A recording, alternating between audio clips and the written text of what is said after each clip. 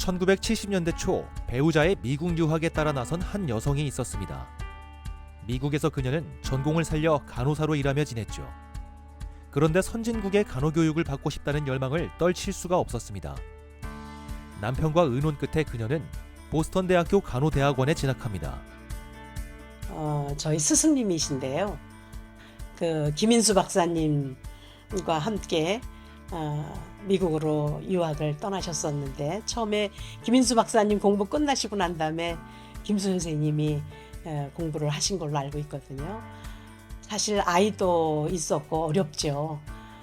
그런데 아이를 기르면서 공부를 하시면서 시간이 없어서 밤중에 가족들 깰까봐 화장실에 가서 변기 위에 앉아서 이렇게 공부를 하셨다는 얘기도 하시고, 그러나 김수 선생님이 굉장히 소위 완벽주의자 성격이 있으셔서 많이 힘드셨을 거예요. 그렇게 악착같이 공부한 보람이 과연 있었을까요?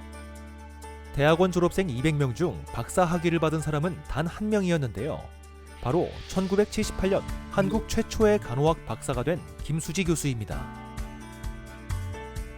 귀국 후 김 박사는 국내 간호 지도자를 양성하고 간호 교육을 발전시키는 일에 전념합니다. 연세대학교 간호대학에 우리나라 처음으로 간호학 박사 과정을 설립하고 평온한 죽음을 맞이할 수 있도록 보살피는 호스피스 케어를 국내에 처음으로 도입해 자원봉사자 교육을 체계화했습니다. 김수지 박사님은 우리나라 간호학이 이론을 기반으로 한 과학으로 발전할 수 있는 체계를 정립하신 분입니다. 사실 김수지 박사님께서 간호는 과학이야, 이론을 기반으로 우리가 그냥 아무렇게나 하는 게 아니야. 연구, 그리고 교육, 정책, 실무, 이 네 가지가 전부 다 통합이 되면서 우리는 굉장히 체계적인 지식체를 가지고 하고 있어. 또 그런 부분에서 너무나 자랑스럽습니다. 그래서 제가 저도 다른 자리에 가서 저는 간호과학자입니다 라고 정말 당당하게 이야기를 할 수 있는 그런 토대를 마련해 주셔서 너무 감사하게 생각하고, 김수지 박사의 연구와 교육은 실험실이나 강의실 안에서 그치지 않았습니다. 뇌암 말기 환자의 소원을 들어주기 위해 직접 휠체어에 태워 극장에 데려가기도 했습니다. 정신병원을 퇴원하고도 적응하지 못하는 환자에게는 4개월간 개인 면담을 해주었습니다.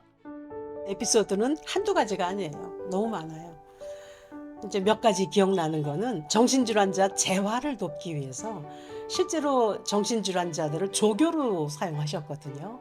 어떤 때는 여자 환자가 왔다 갔다 하기도 하고, 어떤 때는 남자 환자가 왔다 갔다 하기도 했는데, 그분들은 사실은 병원에 입원한 게 아니라 퇴원한 상태이기 때문에 외래 치료를 받고 있는 사람들이죠. 재활을 위한.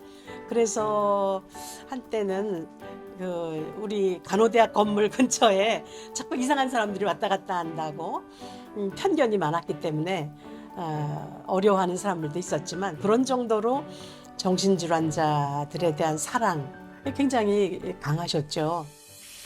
현장에서의 이런 경험은 세계적으로 인정받은 사람 돌봄 이론으로 이어집니다. 김수지 박사는 13명의 조현병 환자에게 6년 동안 매주 토요일마다 정신 상담을 했습니다. 환자 가운데 치료 기간이 길고 치유가 어려운 것 중 하나가 정신과 환자인데요. 정신질환 치료는 1, 2년 안에 회복되지 않을 뿐더러 회복 후 일상에 복귀하는 것도 쉽지 않습니다. 이런 환자들에 대한 깊은 관심과 사랑으로 김수지 박사는 사람 돌봄 이론을 만들어냅니다. 여기서 주목할 건 환자 돌봄이 아니고 사람이라는 것입니다. 이는 환자로 하여금 스스로 자아 존중감을 회복하고 그 존재의 의미와 방향성을 찾도록 도와주는 것을 우리는 목표로 합니다. 다른 이론과는 달리 다양한 실무 영역에서 간호사가 질병을 가지고 살아가는 사람을 돌보는 방법에 대한 구체적인 지침을 제시하고 있는데요. 제일 중요한 게 알아봐 주는 거. 환자를 알아주는 거. 그건 꼭 환자 아니라도 마찬가지예요. 누구든지 알아봐주고, 인정해주고, 희망을 불어넣어주고, 존중해주고, 용기를 넣어주고. 유엔도 김수지 박사의 사람 돌봄 이론에 주목했습니다. 유엔 개발 계획은 김 박사에게 $30만 지원하고 태국, 필리핀, 말레이시아 등의 만성 정신질환자와 정신장애인을 대상으로 실험을 진행했습니다. 3년에 걸쳐 이루어진 실험의 결과는 매우 놀라웠습니다. 환자들의 입원 기간이 연간 237일에서 불과 6일로 줄어든 것입니다. 김수지 박사는 이 업적을 인정받아 2001년 간호계의 노벨상이라 불리는 국제간호대상을 받습니다. 세계 132개국으로 구성된 국제간호협의회와 국제 나이팅게일 재단이 주는 상으로 한국인으로서는 처음이었죠. 간호라는 거 자체가 돌보는 일이거든요. 여러 가지 어려움이 있는 사람들을 돌보는데 필요한 지식, 태도, 기술을 학교에서 배운 거죠.